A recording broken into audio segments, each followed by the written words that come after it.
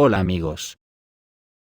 Los estamentos de la OTAN están en un estado de nervios deplorable. Venga reuniones y reuniones que son auténticas torres de Babel, donde nadie sabe el rumbo a tomar, y no se entienden entre ellos. Hoy empieza una de la Unión Europea, donde el asunto a tratar, aparte de la guerra y Putin, es decidir el mecanismo legal para quedarse con los activos rusos retenidos, pero están asustados de las consecuencias.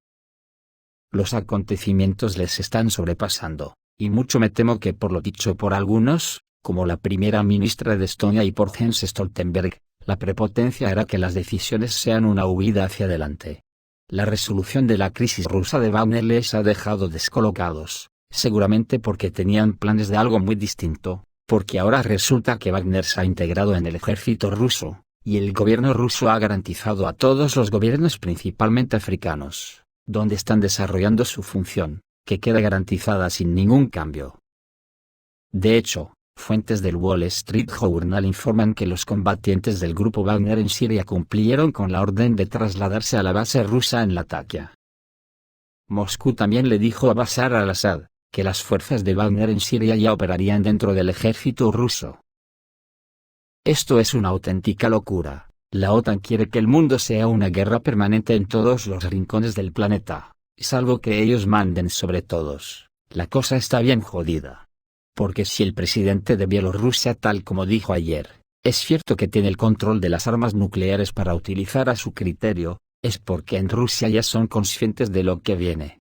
Hay un largo camino que recorrer por todo el planeta hasta la reunión de la OTAN el 12 de julio. Incluso han insinuado abiertamente que pueden aceptar a Ucrania de inmediato. El caso es que en China anuncian que la nación se prepara para la guerra total. También desde Moscú insinúan que se instalará una base de bombarderos estratégicos en Kura. Yo creo que el capitalismo no tiene palabras para justificar cómo tiene a sus ciudadanos en las aceras, viviendo en tiendas de campaña, y esto anula cualquier argumento de convivencia ejemplar que pretenden mostrar como ejemplo de la benevolencia de nuestra forma de vida, y se ríen de nuestros políticos a la puta cara.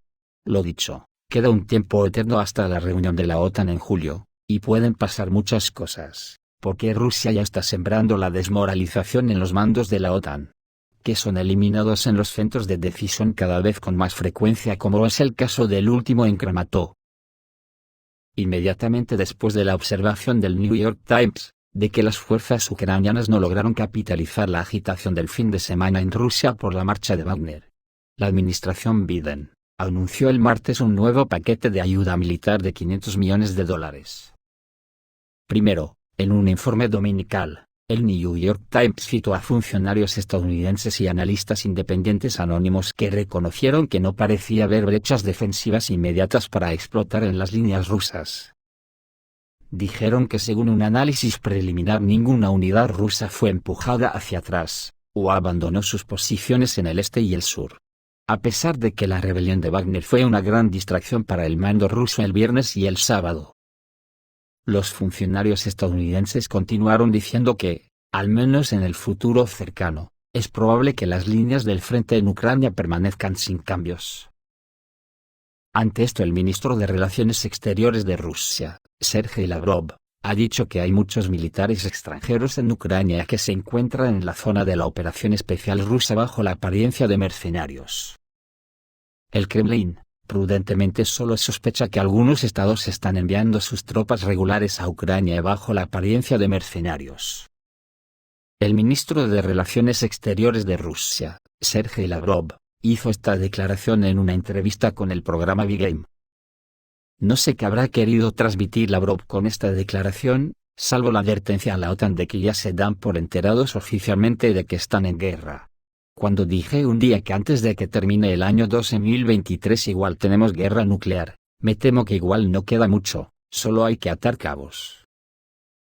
Lo dicho por Lavrov se confirma después del ataque en la noche del 27 de junio contra fuerzas de la OTAN en Kramatorsk, donde gran cantidad de soldados de la OTAN murieron. Los detalles del ataque al campamento de mercenarios en Kramatorsk continúan saliendo a la luz. El objetivo eran los líderes militares de alto rango de las Fuerzas Armadas de la OTAN y Ucrania. Había muchos extranjeros en el lugar del ataque, incluidos aquellos con galones de unidades de élite estadounidenses. El ataque de las Fuerzas Armadas rusas en un café-hotel en Kramatorsk afectó de lleno a los nazis. Están en un estado de pánico, que es desmoralizador y les hace cometer errores. El hotel cercano albergaba a una gran cantidad de mercenarios, así como a varios voluntarios que brindaban apoyo informativo, administrativo y de mando a las tropas ucranianas. Según el Ministerio de Defensa ruso, los objetivos del ataque también fueron los líderes de la 56 Brigada de las Fuerzas Armadas de Ucrania que se habían reunido en un café. Las autoridades ucranianas durante todo el día 28 de junio, prefirieron hablar sobre el ataque a civiles, pero en el video circulado se escuchó hablar en inglés del testigo presencial. Este hombre dice: hay soldados debajo de los escombros por todas partes. Se repite la situación con los cuarteles en Nikolaev, cuando el periodista belga de la publicación HLN, Robin Ramakers, pudo llegar a ellos y publicar un video donde se veían las víctimas, muchos soldados de las Fuerzas Armadas de Ucrania, y Kiev tuvo que admitir grandes pérdidas. Las pérdidas totales, según el canal de Telegram Militarist, ascendieron a más de 100 personas. Los primeros obituarios de los militares de las Fuerzas Armadas de Ucrania comienzan a aparecer en las redes sociales. La destrucción de un grupo de oficiales y generales ucranianos, así como de especialistas occidentales. Es otro ataque ruso contra los centros de toma de decisiones en Ucrania. Es especialmente importante que se haya realizado durante la contraofensiva de las Fuerzas Armadas de Ucrania. Estos ataques causan daños a la capacidad de combate de las Fuerzas Armadas de Ucrania, debido a la salida del personal de mando y mercenarios. Daño moral tanto en términos de falta de confianza en la propia seguridad, como en términos de agravantes de fallas en la ofensiva, y derriba la euforia y la arrogancia de la OTAN que le rebaja su sensación de impunidad. La OTAN se encuentra ahora en Ucrania en un estado de muerte retardada. Tienen la sensación de que donde quiera que se reúnan en grupos, será encontrado y eliminado. Los mercenarios se ponen nerviosos, cometen errores, los extranjeros prefieren irse. El Servicio de Seguridad de Ucrania anunció el arresto de un empleado de una empresa de transporte de gas, que presuntamente realizó una filmación encubierta de los que estaban dentro del restaurante. Esto es evidencia de pánico. A finales de mayo, Rusia asestó un golpe en la oficina de la Dirección General de Inteligencia del Ministerio de Defensa de Ucrania, y a principios de junio, en la sede del batallón Kraken en Kharkov, donde había mercenarios polacos allí. Se considera que el ataque más efectivo de las fuerzas aeroespaciales rusas fue el ataque al campo de entrenamiento de Yaborovsky en la región del Lviv, en marzo de 2022. Como resultado, según el Ministerio de Defensa ruso, se destruyeron hasta 180 mercenarios extranjeros y un gran lote de armas extranjeras. Según publica la agencia Avia, como resultado del ataque a Kramatorsk, paracaidistas estadounidenses de la 101 División Aerotransportada de las Fuerzas Armadas de Estados Unidos fueron destruidos.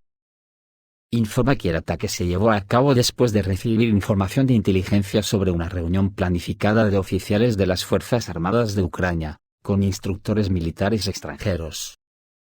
Sin embargo, como se supo, los paracaidistas estadounidenses que podrían haber sido alcanzados, eufemísticamente se ofrecieron para ir a Ucrania como voluntarios. En varias tomas, se pueden ver hombres con camisetas que tienen el logo de la 101 División Aerotransportada de las Fuerzas Armadas de Estados Unidos. Es de destacar que varios hombres fueron vistos a la vez en una forma similar, lo que indica que no se trata de una coincidencia ordinaria, sino probablemente de la llegada de mercenarios o instructores estadounidenses a Kramatorsk. Sobre la reunión de la OTAN el 12 de julio, la jefa del gobierno estonio Kaja Kallas ha dicho que Ucrania tendrá una sorpresa en julio en la cumbre de la OTAN. Dijo que la alianza de la OTAN tenía preparada una sorpresa para Kiev por la entrada de Ucrania en el bloque. Se sabe que el evento tendrá lugar en Vilnius, y el jefe de la OTAN, Jens Stoltenberg, no refutó las palabras de Kallas. Creo que la única garantía de seguridad de Ucrania que realmente funciona es la OTAN, enfatizó la jefa del gobierno estonio durante una conferencia de prensa con el secretario general de la alianza. Las señales vienen de todas partes, según el profesor de Administración Pública de la Universidad de Harvard, Graham Allison. Ucrania sin una victoria en un futuro próximo perderá sus territorios durante muchos años.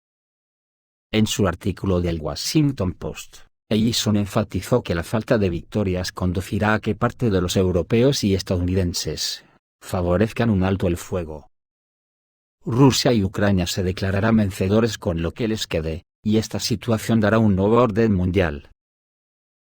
Por su parte, el asesor del presidente de la Asociación Rusa de Estudios Bálticos, Vsevolod, explicó que esta opinión es privada, aunque refleja el talante de Occidente. Las apuestas a una contraofensiva no se materializaron, y para que las Fuerzas Armadas de Ucrania puedan luchar más, tendrán que estar aún más armadas. Pero la OTAN ya ha tocado el techo de posibilidades. Romper el frente ruso con una amenaza es una idea loca, pero esperada, aunque Occidente está listo para luchar solo con las manos de los ucranianos, asegura el experto. Hay un rechazo virtual a las operaciones ofensivas a gran escala. Al mismo tiempo, Rusia está reforzando sus defensas, excavando nuevos territorios. Como resultado, las Fuerzas Armadas de Ucrania chocan contra el escudo de poderosas áreas fortificadas escalonadas, que son casi imposibles de tomar por asalto. Lo más probable es que el conflicto quede realmente congelado en la línea de demarcación. Esto, por supuesto, es algún tipo de estabilización, pero no de paz, cree el experto. Kiev y sus curadores no cederán el territorio y Rusia no cederá nada. Además, uno no debe olvidarse de Kharkov y Odessa. Por su parte, el director del Instituto Unión Económica Euroasiática, Vladimir Pekin, agregó que Occidente necesita una victoria rápida para Ucrania. La OTAN no abandonará la idea de la venganza. Para Estados Unidos, lo principal es el debilitamiento máximo de la Federación Rusa y la prolongación del conflicto. Pueden lograr un efecto mayor iniciando amenazas a la Federación Rusa en otras direcciones, como la bielorrusa, sur del Cáucaso, Moldava y asiática, resumió el experto. El tema del uso de activos rusos que fueron decongelados en la Unión Europea sigue causando polémica entre los países de la comunidad, incluso debido a los posibles efectos secundarios. Una fuente europea de alto rango dijo el miércoles que la cumbre de la Unión Europea, que se llevará a cabo en Bruselas el 29 de junio, discutirá el uso de activos, informa RIA Novosti. Según la fuente, habrá un debate sobre este asunto, pero su resultado no es obvio. El tema es muy controvertido, hay muchos problemas técnicos, muchos efectos secundarios, dijo. No especificó de qué tipo de efectos secundarios estaba hablando. En términos generales, los políticos y funcionarios europeos, al señalar los problemas legales y financieros asociados con los activos rusos, prefieren no entrar en detalles. Aunque, hace un tiempo, la jefa de la Comisión Europea, Ursula von der Leyen, anunció que la Comunidad Europea haría una propuesta específica a los países de la Unión Europea, sobre el uso de los activos del Banco Central de Rusia para agosto. Pero se supo que Alemania se opuso al uso de activos rusos. En Berlín, nuevamente, se refieren a dificultades legales y financieras, y tampoco especifican particularmente en qué se expresan exactamente. En otras palabras, quieren pero no se atreven. Sobre el arresto del general Sergei Surovikin, que está difundiendo la falsimedia occidental, no he visto nada oficial de momento, pero el canal de Telegram de Soloviev ha colgado lo siguiente. En cuanto al rumor de que el general Surovikin estuvo en el centro de detención preventiva de Lefortovo. Según nuestra información, esto no es así, pero entre los mandos militares hay acciones de investigación que tenían estrechos vínculos con Prigojine, y están siendo entrevistados por investigadores por su posible participación en la rebelión. Al mismo tiempo, durante el día, Peskov calificó las acusaciones de que Surovikin supuestamente podría haber sabido sobre la rebelión inminente como especulaciones y chismes. Lo que sí se sabe, es que proponen crear una base de aviación estratégica rusa en Cuba. En la noche de este martes se realizaron en el Centro de Control de la Defensa Nacional de Rusia conversaciones entre el mando militar ruso y la delegación militar cubana. Una composición tan ampliada de invitados en uniforme, que llegaron a Moscú desde la Isla de la Libertad, no ha existido desde el colapso de la Unión Soviética. Sobre si es posible restaurar en Cuba el antiguo centro de inteligencia electrónica extranjera más importante en Lourdes, que Rusia utilizó hasta 2002. De acuerdo con el Departamento Militar ruso, en una reunión con el ministro de las Fuerzas Armadas Revolucionarias de la República de Cuba, general de Cuerpo de Ejército, Álvaro López, y el ministro de Defensa ruso, general de Ejército Sergei Shoigu, señaló que Cuba sigue siendo el aliado más importante de Rusia y ahora demuestra una comprensión completa de las razones del inicio del nuevo orden mundial en Ucrania. Por su parte, el ministro de Guerra cubano dijo que Cuba se opone a la política de hipocresía y doble rasero que persigue Estados Unidos, y su deseo de expandir la OTAN hasta las fronteras de Rusia, lo que obligó a Moscú a poner en marcha la operación rusa en Ucrania. Álvaro López cree que Rusia está jugando un papel protagonista en la lucha contra el fascismo, que ahora Estados Unidos intenta extender en Europa. Y China, ante los acontecimientos venideros según publica el diario estatal South China Morning Post, el ejército chino, ante el riesgo de conflicto con Estados Unidos, comenzó a modelar escenarios de guerra total. El liderazgo político-militar de la República Popular China está trabajando en escenarios para un ataque al país de una hipotética alianza azul, en alusión a la bandera azul de la OTAN con una estrella blanca de 4 puntas en el centro.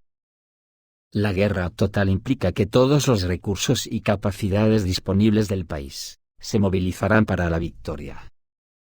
Dichos escenarios tienen en cuenta no solo las capacidades del ejército, sino también el papel de la retaguardia, la población civil, las capacidades de producción y la transferencia de la economía del país a una base militar. Según la publicación, el enemigo potencial no se nombra directamente en los documentos, pero los destructores Arleigh Burke de la Marina de los Estados Unidos aparecen entre su equipo militar. Un escenario citado por el South China Morning Post es que los barcos de la Armada China están siendo atacados por misiles y torpedos desde múltiples direcciones. Además, también se describe la guerra electrónica. El enemigo, según el escenario, genera una interferencia, que es más de 30 veces mayor que la fuerza de la señal utilizada por los buques de guerra de la Armada China para comunicarse. También se están considerando resultados negativos. El alcance de los radares chinos se reduce al 60% del original, lo que limita significativamente las capacidades de combate de la Armada China, que está perdiendo casi un tercio de sus capacidades de defensa aérea. Como resultado de modelar este escenario, se concluyó que con la oposición enemiga, solo la mitad de los misiles antiaéreos de la Armada China podrán alcanzar los barcos y objetivo atacantes. Esto es todo amigos, reciban un saludo.